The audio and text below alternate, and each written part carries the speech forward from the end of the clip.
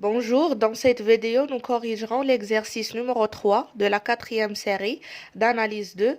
Dans cet exercice, l'objectif est d'étudier la nature des séries de termes général UN à l'aide des règles de Cauchy et d'Alembert.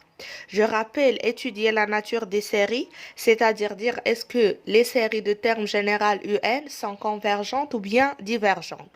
Alors pour utiliser les règles de Cauchy et d'Alembert, on doit les rappeler.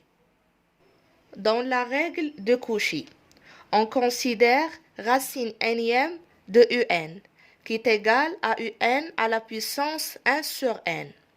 Et on calcule la limite de racine nème de UN.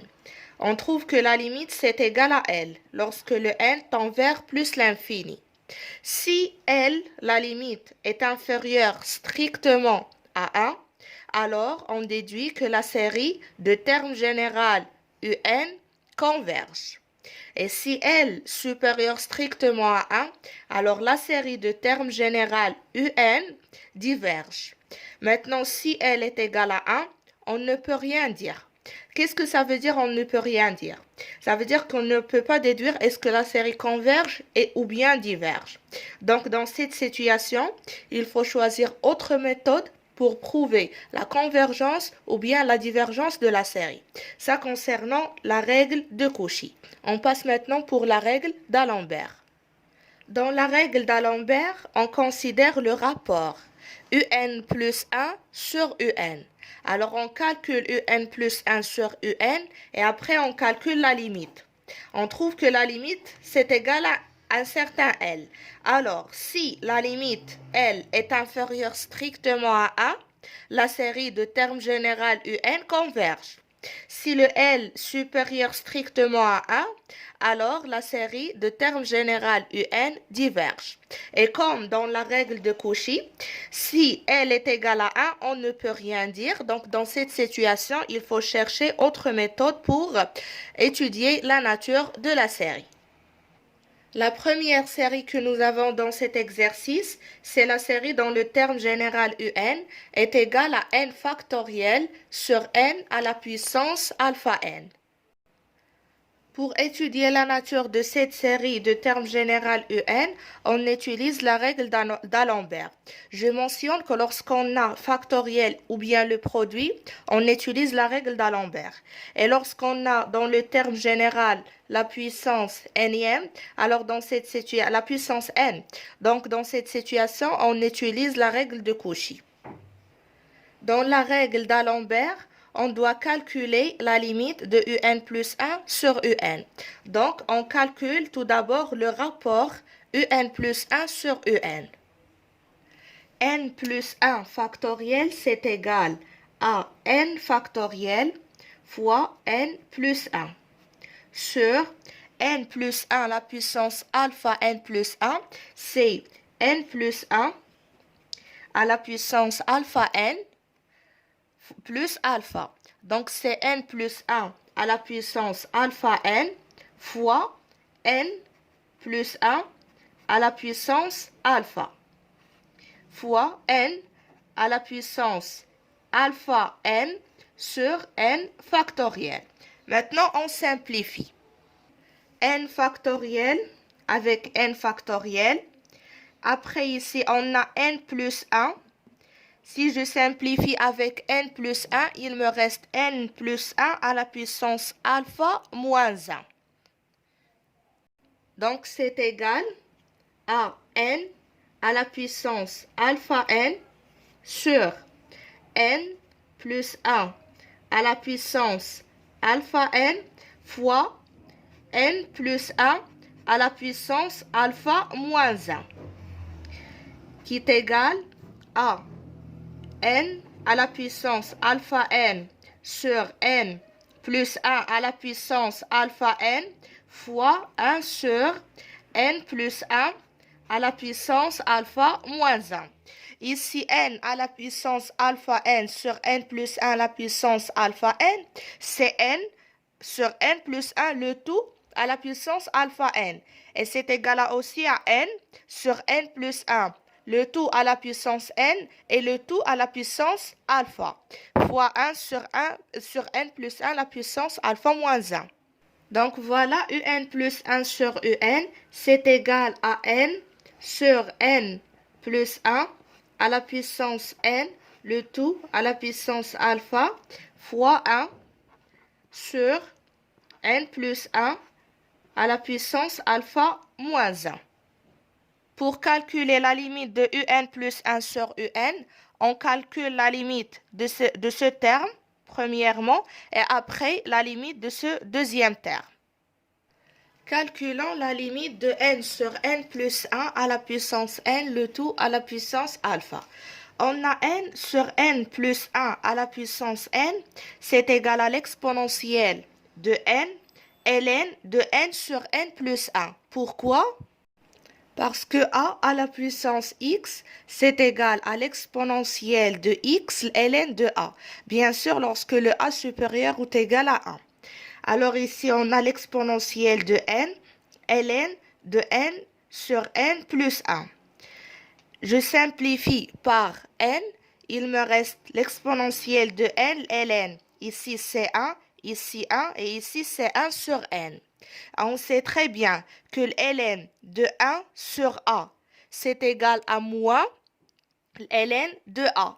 Donc, ln de 1 sur 1 plus 1 sur n, c'est égal à moins ln de 1 plus 1 sur n.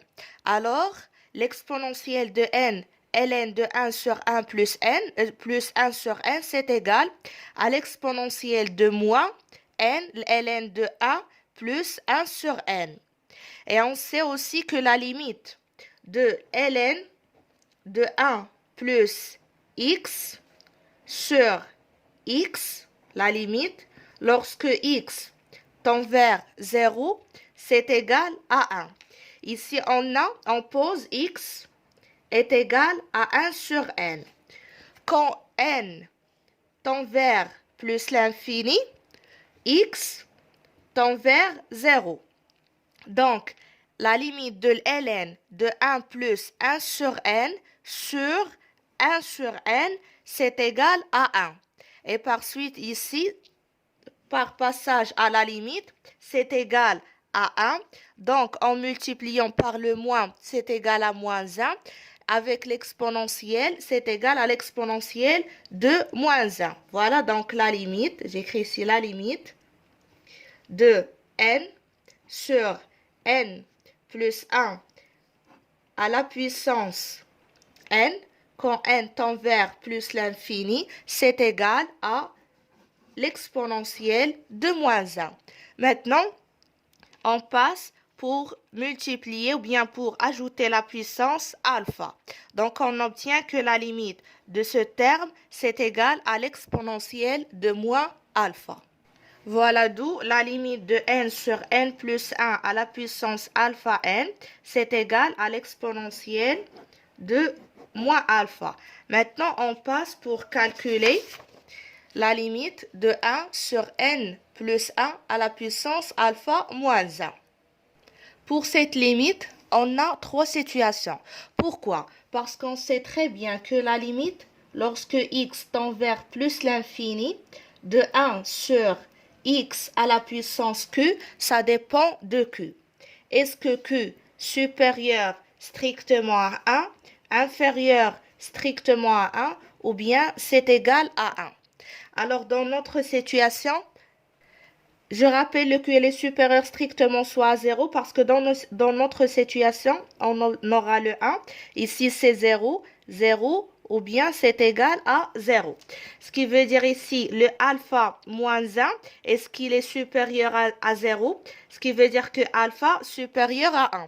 Ou bien le alpha moins 1 inférieur à 0, ça veut dire alpha inférieur à 1. Ou bien le alpha moins 1, c'est égal à 0. Ça veut dire le alpha, c'est égal à 1. Maintenant, si le alpha est supérieur strictement à 1, autrement dit, si alpha moins 1 supérieur strictement à 0, alors la limite de 1 sur n plus 1 à la puissance alpha moins 1, c'est égal à 0.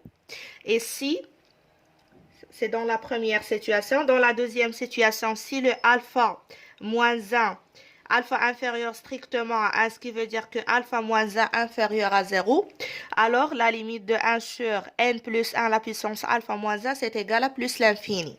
Dans la dernière situation, si le alpha est égal à 1, ce qui veut dire que alpha moins 1 est égal à 0, alors la limite dans cette situation, c'est égal à 1. Donc, on a trois situations pour calculer la limite de un, plus 1 sur un. Donc voilà, on a les situations suivantes. Si alpha supérieur à 1, alors la limite de un plus 1 sur un, c'est égal, on a déjà trouvé l'exponentielle de moins alpha, donc fois l'autre limite 0, ce qui nous donne 0. 0 inférieur strictement à 1. Après, si alpha inférieur à 1, alors la limite, c'est égal à l'exponentielle de moins alpha fois plus l'infini. C'est égal à plus l'infini supérieur strictement à 1. Et si alpha est égal à 1, alors la limite, c'est égal à l'exponentielle de moins alpha fois 1. Ici, on a déjà alpha, c'est égal à 1. Alors, c'est égal à l'exponentielle de moins alpha et on remplace alpha par 1. Donc, c'est égal à l'exponentielle de moins 1. L'exponentielle de moins 1 inférieure strictement à 1. Et d'après la règle d'Alembert, la série est convergente si elle inférieure strictement à 1, si la limite est inférieure strictement à 1. Donc, dans notre situation, si ici, on a 0 inférieur strictement à 1 et on a l'exponentielle de moins 1 inférieur strictement à 1. Donc, la série de termes générale UN converge si alpha supérieur strictement à 1 et alpha égale à 1, ce qui veut dire si alpha est supérieur ou égal à 1. Donc, la série de termes générale UN converge si alpha supérieur ou égal à 1.